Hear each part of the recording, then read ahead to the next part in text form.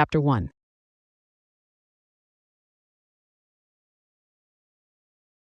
It is a truth universally acknowledged that a single man in possession of a good fortune must be in want of a wife.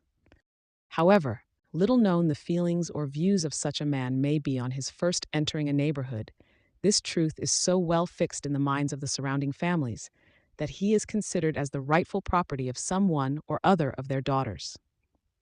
"My dear Bennet," said his lady to him one day, "have you heard that Netherfield Park is let at last?" Mr. Bennet replied that he had not. "But it is," returned she. "Long has just been here, and she told me all about it." Bennet made no answer. "Do not you want to know who has taken it?" cried his wife impatiently. "You want to tell me, and I have no objection to hearing it." This was invitation enough. "Why, my dear, you must know Mrs. Long says that Netherfield is taken by a young man of large fortune from the north of England, that he came down on Monday in a chaise and four to see the place, and was so much delighted with it that he agreed with Mr. A.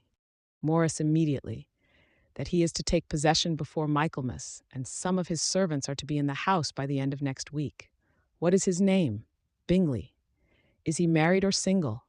Oh, single, my dear, to be sure. A single man of large fortune, 4,000 or 5,000 a year. What a fine thing for our girls. How so?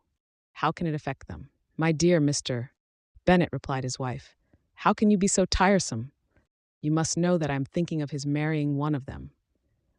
"Is that his design in settling here?" "Design! Nonsense. How can you talk so? But it is very likely that he may fall in love with one of them, and therefore you must visit him as soon as he comes." "I see no occasion for that. You and the girls may go, or you may send them by themselves, which perhaps will be still better, for as you are as handsome as any of them, Mr. Bingley might like you the best of the party." "My dear, you flatter me.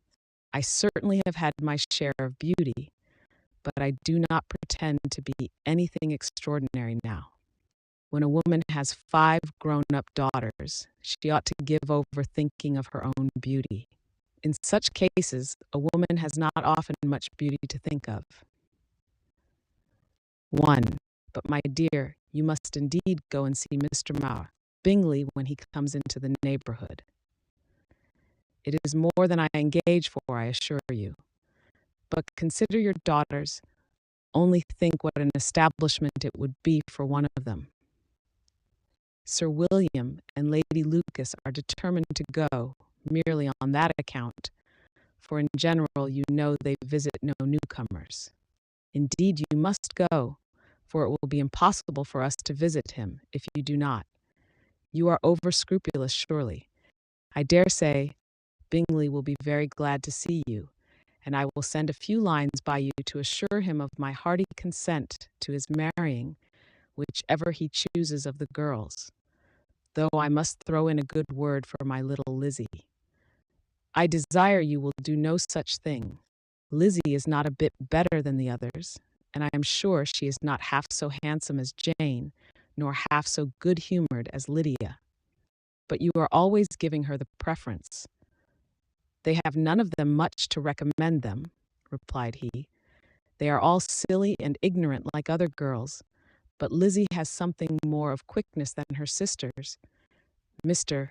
Bennet, how can you abuse your own children in such a way? You take delight in vexing me.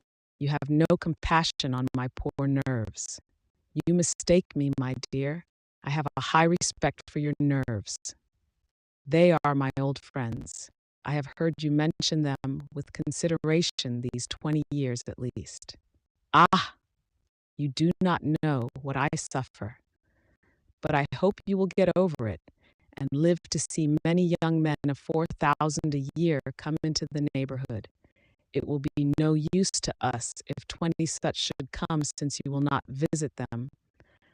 Depend upon it, my dear, that when there are 20, I will visit them all." Mr. Bennet was so odd, a mixture of quick parts, sarcastic humor, reserve, and caprice, that the experience of 23 years had been insufficient to make his wife understand his character. Her mind was less difficult to develop. She was a woman of mean understanding, little information, and uncertain temper. When she was discontented, she fancied herself nervous. The business of her life was to get her daughters married. Its solace was visiting and news. 2.